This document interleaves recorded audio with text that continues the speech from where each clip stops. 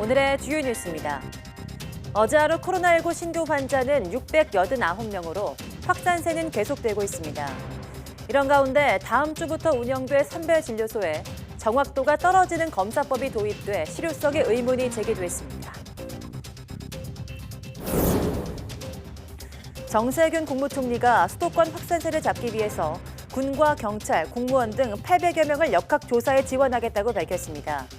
또 연말과 성탄절에도 비대면 종교활동과 모임, 식사 금지 등 방역 수칙을 철저히 지켜달라고 당부했습니다. 미 식품의약국 FDA 자문위원회가 화이자의 코로나19 백신 긴급 사용 승인을 권고하면서 수일 내 승인이 이뤄질 것으로 보입니다.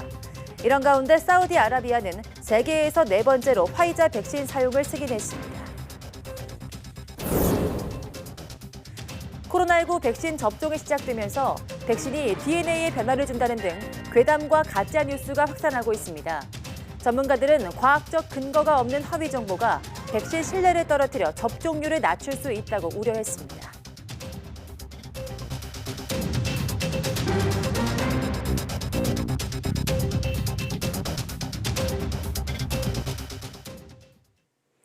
여러분 안녕하십니까? 12월 11일 사이언스 투데이입니다. 코로나19 신규 환자는 689명으로 사흘째 700명에 육박한 증가세가 이어졌습니다. 확진 규모로 보면 지난 2월 29일 909명 발생 이후 최대입니다. 중앙방역대책본부는 오늘 0시 기준 국내 누적 확진자가 4만 786명, 사망자는 8명 늘어난 572명이라고 밝혔습니다. 지역 발생은 673명으로 수도권을 중심으로 확산세는 계속됐습니다. 서울 250명, 경기 225명, 인천 37명 등 수도권에서만 512명이 확진됐고 울산 47명, 부산 26명, 충북 20명 등 세종을 뺀 16개 시도에서 환자가 속출했습니다. 위 중증 환자는 3명 줄어 누적 169명이 됐으며 완치 환자는 520명 늘어 격리 해제 누적은 3만 1,157명에 달합니다. 신규 해외 유입은 16명으로 이 가운데 7명이 입국자 검역에서 확진됐습니다. 정세균 국무총리는 이번 코로나19 유행의 기세를 꺾으려면 우선 수도권 방역에서 승기를 잡아야 한다며 군과 경찰, 공무원 등 800여 명의 인력을 투입해 수도권 역학조사를 지원하겠다고 밝혔습니다. 정 총리는 오늘 전남도청에서 주재한 코로나19 중대본 회의에서 수도권이 뚫리면 대한민국 전체 방역의 댐이 무너진다는 각오로 방역에 총력을 기울이겠다며 이같이 말했습니다. 그러면서 수도권 주요 지역 150곳에 임시 선별진료소를 설치하고 연말까지 누구나 손쉽게 진단 검사를 받도록 하겠다며 시민들의 참여를 요청했습니다. 또 교단과 교인들이 방역에 협조해준 덕분에 종교시설에서 감염은 많이 줄었다면서 연말과 성탄절에도 비대면 종교활동과 모임, 식사 금지 등 방역 수칙을 철저히 지켜달라고 당부했습니다. 수도권을 중심으로 한 확산세로 코로나19 누적 환자는 4만 명을 넘었습니다. 수도권에선 확진자 가운데 병상을 배정받지 못해 집에서 대기하는 환자가 500명을 넘을 정도로 병상 확보에 비상이 걸렸습니다. 보도에 이동우 기자입니다. 서울 종로구의 음식점입니다. 여기에서 시작해 근처 노래교실 등으로 감염이 확산되면서 13명이 추가 확진됐습니다. 누적 확진자는 무려 204명에 이릅니다. 이처럼 음식점, 주점, 지인 모임 등 일상 공간에서 집단 발병이 끊이지 않으면서 이틀 연속 신규 확진자는 600명대 후반을 기록했습니다. 이로써 국내 코로나 발생 320여일 만에 누적 확진자는 4만 명을 넘겼습니다. 서울 251명 등 수도권이 489명으로 전체의 75%를 차지했으며 부산 31명, 울산 17명, 경남 16명 등 영남권의 확산세도 심상치 않습니다. 일상 속에 깊이 뿌리 박힌 코로나19 바이러스는 추워진 날씨 속에 활동량이 많은 청장년층을 중심으로 무증상 연쇄 감염을 일으키며 대규모로 확산되고 있습니다. 방역당국은 이번 3차 대유행은 앞선 두 번의 유행보다도 큰 규모로 장기화하고 있어 매우 엄중한 상황이라고 강조했습니다. 현재 발생하고 있는 유행은 금년에 발생하였던 3번의 유행 중 가장 큰 규모이며 가장 장기적인 유행입니다. 이번 유행은 이 중 가장 강력한 도전이라고 생각합니다. 현재 상황은 매우 엄중합니다. 단기간에 확진자가 대거 늘어나면서 중환자와 사망자도 급증세를 보여 비상이 걸렸습니다. 특히 위중증 환자는 지속적으로 증가하며 병상 부족이 현실화하고 있습니다. 급속한 확진자 증가로 수도권에서 즉시 사용 가능한 중증 환자 병상이 한 자릿수에 불과한 실정입니다. 환자가 폭증하는 수도권에선 확진자 가운데 병상을 배정받지 못해 자택에서 대기하는 환자가 500명을 넘었습니다. 이 가운데 일부는 이틀 이상 대기한 것으로 나타났습니다. 특히 경기 지역의 경우 생활치료센터와 병상 확보 속도가 확진자 발생을 따라가지 못하고 있는 상황입니다. YTN 이동호입니다. 네, 방역 당국이 조용한 전파자를 찾기 위해서 수도권의 임시 선별진료소를 오는 14일 다음 주 월요일부터 운영합니다. 기존 PCR 방식이 가장 정확한데 편한 방식으로 검사받고 음성이 나와 그냥 돌아갈 경우 실효성이 떨어질 수 있다는 우려도 제기되고 있습니다. 보도에 박홍구 기자입니다. 지난봄 미국의 코로나19 진원지였던 뉴욕주에서 쿠오모 지사는 검사를 많이 받도록 독려하기 위해 공개적으로 PCR 검사를 받았습니다. 3차 대유행의 중심인 수도권이 지금 비슷한 상황에 처했습니다. 지역사회에 숨어있는 감염자를 찾아내는 게 급선무가 된 것입니다. 이를 위해 수도권 지역 곳곳에 임시선별진료소 150곳이 설치됩니다. 기존 PCR 검사와 타액을 통한 PCR 검사, 신속 항원 검사 등 3가지 방식 가운데 본인이 선택한 검사로 코로나19 감염 여부를 알 수 있습니다. 방역당국은 이 중에서 정확도가 가장 높은 PCR 방식을 택하도록 유도한다는 계획입니다. 먼저 PCR이 권장되고 그렇지 않고 불가피한 경우, 검체 채취가 어려운 경우에 타액 검사로 사용될 수 있고 너무나 빠르게 검사 결과가 필요한 경우에는 항원 검사를 사용할 수도 있다라는. 정확도가 떨어지는 2가지 방식으로 검사해 양성이 나오면 기존 전통 방식의 PCR 검사로 양성 여부를 추가 확인한다는 게 방역 당국의 계획입니다. 하지만 음성이 나와 그냥 돌아갈 경우 문제입니다. 특히 신속 항원 검사는 정확도가 현저하게 떨어지기 때문에 절반 이상 환자를 놓칠 수도 있다고 전문가들은 지적합니다. 유증상자를 대상으로 이 검사를 쓰더라도 우리나라에서의 아마 이 신속항원 검사의 민감도는 대략 한 50에서 60% 정도일 걸로 생각이 되거든요. 그래서 일단은 유증상자를 대상으로도 저희가 거의 한 절반 정도 환자는 놓치는 그런 상황이 될 가능성이 높습니다. 정부는 임시 선별진료소에 투입할 인력과 설치 장소를 논의하는 등 운영 계획을 세우고 있습니다. 하지만 지금도 이미 진단검사가 폭주하고 있어 의료진이 얼마나 버틸 수 있을지 현장의 우려가 커지고 있습니다. YTN 박홍구입니다. 코로나19 예방 백신 가운데 정부가 계약까지 완료한 건 아스트라제네카가 유일합니다. 그런데 해당 백신이 미국 식품의약국 FDA 승인을 올해 안으로 받기 어려울 수 있다는 소식에 국내 도입 차질 우려가 제기됐는데요. 정부는 그럴 가능성은 작다며 내년 상반기 확보 계획에 변동이 없다고 강조했습니다. 이영원 기자입니다. 미국 식품의약국 FDA가 아스트라제네카 백신 승인을 늦추게 되더라도 국내에는 큰 영향이 없다는 게 정부 입장입니다. 이것과 관련돼 가지고 국내에서 어떤 도입이라든가 생산이 지체될 그런 가능성은 현재로서는 좀 낮다고. 심각한 부작용이 없다면 승인될 것으로 본다면서도 이런 승인 여부와 국내 도입은 별개라는 겁니다. 국내에서 사용할지는 식약처에서 결정하게 되는데 이때 고려 요소 가운데 하나가 백신 개발국의 승인 여부입니다. 종속되어 있는 건 아니라는 건 맞지만 미국 또는 유럽 이런 쪽에 어떤 긴급 사용 승인 사실 자체에 무관하게 저희가 처리하기도 어려운 상황입니다. 전문가들은 이번 FDA 승인 지연 가능성에 미국 이해관계가 섞인 것으로 보인다며 신중하게 접근해야 한다고 지적했습니다. 부작용 문제가 아니라 효능 차이나 55살 이상 임상 결과가 없다는 점은 중대한 하자로 볼 수 없다는 겁니다. 아스트라제네카가 다른 백신에 비해서 부작용이 많다거나 뭐 뭔가 문제가 있거나 이런 건 지금까지 감지되는 게 아무것도 없거든요. 미국 자체가 자국 산업 보호 측면에서도 그런 식으로 얘기를 할 수밖에 없는 상황일 수도 있어서 값도 3, 4불에 불과하기 때문에 엄청 경쟁력이 생겨버려요. 도 그렇고. 그래서 모더나나 이 파이자의 경우는 지금 초기에 이것을 다 소비하지 못하면은 경쟁력이 없어져 버리잖아요. 한편 자국민 백신 우선 접종이란 트럼프 대통령의 행정명령은 국내 백신 확보와는 관련 없는 것으로 확인됐습니다. 정부는 아스트라제네카의 국내 생산 물량은 우리가 먼저 공급받는 것으로 이미 협약한 만큼 내년 상반기 도입 목표는 변함없다고 강조했습니다. YTN 이영훈입니다.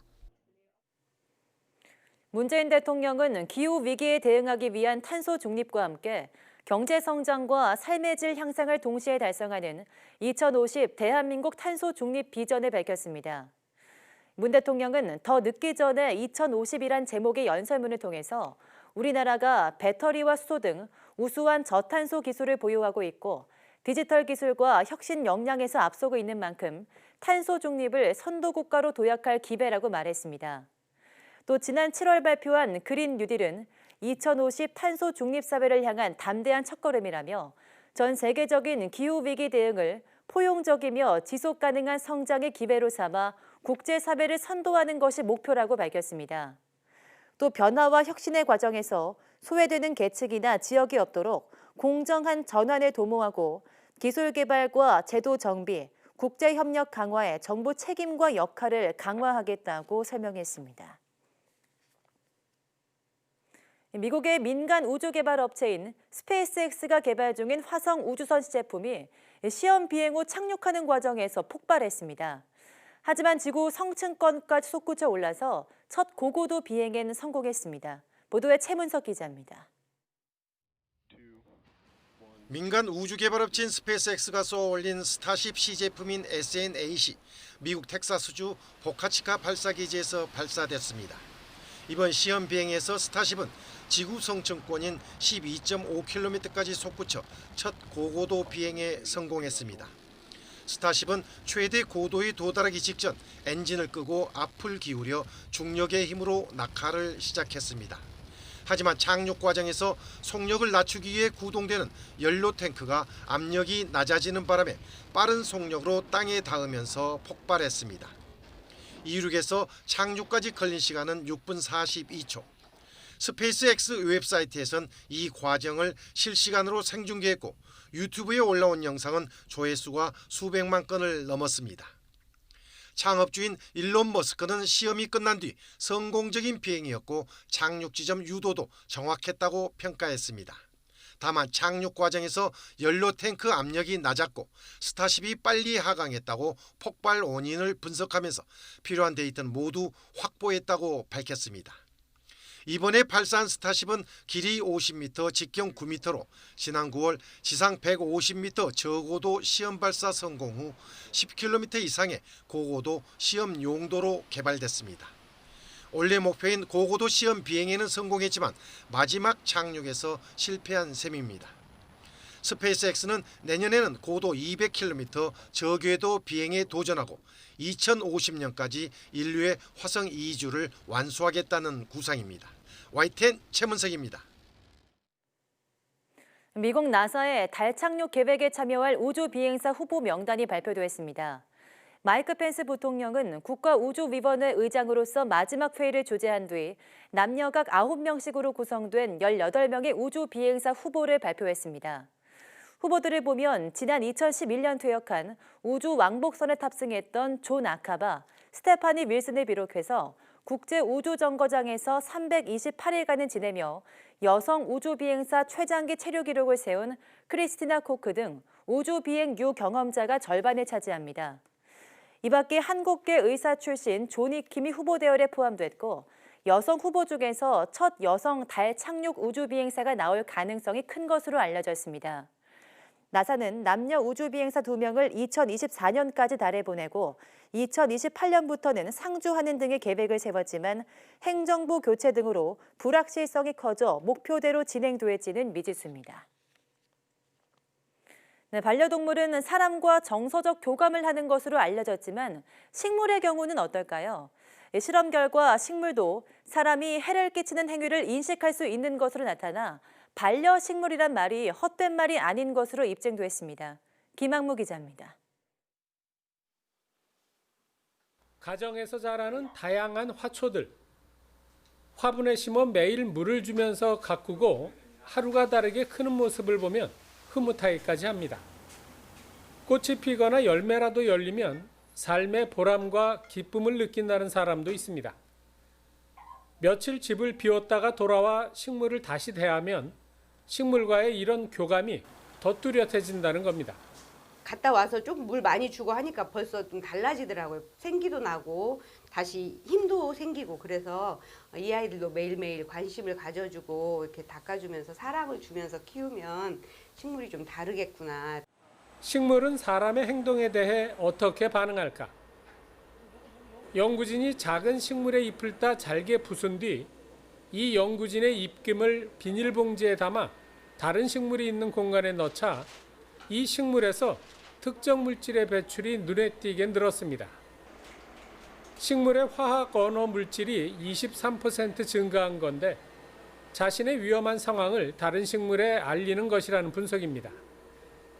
사람을 통해 종자를 퍼뜨리는 우슬과 도깨비 바늘은 사람이 접근하면 또 다른 정보 전달 물질을 배출하는 것으로 나타났습니다.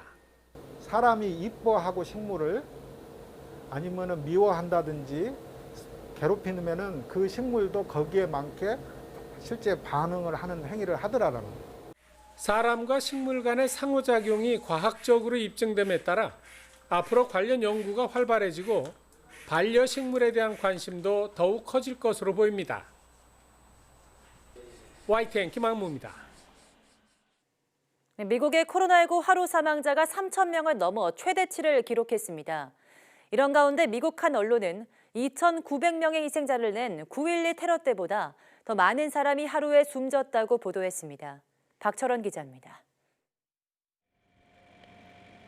미국의 존스 홉킨스 대학은 현지 시각 9일 하루 미국에서 코로나19에 감염돼 숨진 사람이 3,124명이었다고 집계했습니다. 코로나 사태 후 하루 사망자로는 최고치이자 처음으로 3,000명을 넘긴 것입니다.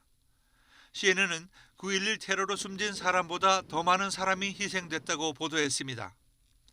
코로나19로 인한 입원 환자도 또다시 최고치를 기록했습니다. 같은 날 미국 전역의 코로나19 입원 환자 수는 10만 6천 명을 넘었습니다. 미 보건복지부가 배포한 자료 분석 결과 지난주 전국적으로 최소 200개 병원의 중환자실이 포화 상태에 도달한 것으로 나타났습니다. This morning we have over 70 patients that we're caring for that have COVID-19 disease within the Valley-Wise Health System between our behavioral health facilities as well as at the main medical center. 이에 따라 인디애나주는 오는 16일부터 내년 1월 3일까지 긴급하지 않은 수술은 연기하거나 일정을 조정하도록 했습니다. 중환자 급증 추세에 대비한 의료시설의 긴급 확충을 위한 움직임도 가속화되고 있습니다. We continue to expand our ICU capacity and we will continue to do so to meet the community need. We do expect the surge to continue. 이 같은 미국 내 신규 감염자의 가파른 확산세가 향후 하루 사망자가 더 늘어날 가능성을 높여주고 있는 가운데 전례 없는 보건 위기라는 우려의 목소리는 더욱 커지고 있습니다. YTN 박철원입니다. 영국을 필두로 코로나19 백신 접종이 시작되면서 안전성 우려와 함께 백신을 둘러싼 허위 정보가 퍼지고 있습니다. 전문가들은 괴담과 가짜 뉴스가 퍼지면 백신 신뢰도를 떨어뜨려 접종률이 낮아질 수 있다고 우려하고 있습니다. 보도에 김형근 기자입니다. 지난 8일 영국에서 90살의 마거릿 키넌 할머니가 화이자 백신을 처음 맞았습니다. 하지만 접종 몇 시간 뒤 SNS에는 터무니없는 가짜 뉴스가 퍼졌습니다. 키넌 할머니는 대역 배우며 실제로는 존재하지 않는 사람이라는 겁니다. 영국 언론은 이 트윗이 불과 몇 시간 만에 400번 넘게 리트윗됐다고 전했습니다. 하루 만에 잠재적으로 47만여 명에게 노출된 것으로 추정됩니다. 같은 내용으로 페이스북에 올라온 글은 289회 공유되고 180건이 넘는 댓글이 달렸습니다. 이 밖에도 백신과 관련된 허위 정보와 가짜 뉴스는 넘쳐나고 있습니다. 빌 게이츠가 백신 접종을 통해 몸에 마이크로칩을 심고 있다는 음모론도 다시 확산하고 있습니다. 백신이 DNA에 변화를 준다. 백신에 태아의 세포 조직이 들어있다는 괴담도 떠돌고 있다고 BBC 방송은 전했습니다. 물론 이 괴담들은 모두 사실이 아닙니다. 전문가들은 이 같은 허위 정보가 사회에 큰 해악을 끼칠 수 있다고 우려하고 있습니다. 백신에 대한 신뢰를 떨어뜨려 접종률을 낮추고 결국 면역 형성에도 차질을 줄 수 있기 때문입니다. 상황이 심각해지자 SNS 업체들은 괴담과 가짜뉴스에 대한 대응에 나섰습니다. 페이스북과 인스타그램은 전문가들에 의해서 사실이 아니라고 밝혀진 백신 관련 거짓 주장과 음모론을 삭제해 나갈 것이라고 밝혔습니다. 세계에서 처음으로 화이자 백신 접종을 시작한 영국은 정보부대까지 동원해 허위 정보에 대한 추적에 들어갔습니다. YTN 김영근입니다. 코로나19 백신을 접종하겠다는 미국인은 절반이 안 되는 것으로 파악됐습니다. 현재 시간 9일 AP통신과 시카고대 여론연구센터가 공동으로 밝힌 설문조사 결과에서 미국인 47%만 백신을 맞을 의향이 있고 26%는 아예 안 맞을 생각이라고 답했습니다. 모르겠다는 응답은 27%였습니다. 백신을 맞지 않겠다고 답한 사람 중 70%는 부작용을 걱정했습니다. 이번 조사는 지난 3일부터 닷새 동안 1,117명을 대상으로 했습니다. 사우디아라비아 식품의약청이 미국 화이자와 독일 바이오엔테크가 개발한 코로나19 백신의 사용을 승인했습니다. 식품의약청은 화이자와 바이오엔테크가 신청한 사용 승인을 받아들였다며 앞으로 백신을 수입해 국내에서 사용할 수 있게 됐다라고 발표했습니다. 또 이번 사용 승인은 화이자 측이 11월 24일 제출한 임상시험 자료를 토대로 여러 요소를 국제적 기준에 맞춰 검토한 뒤 결정했다라며 조만간 수입 접종을 위한 절차가 시작될 거라고 덧붙였습니다. 이 화이자의 코로나19 백신 사용을 승인한 곳은 사우디가 4번째입니다.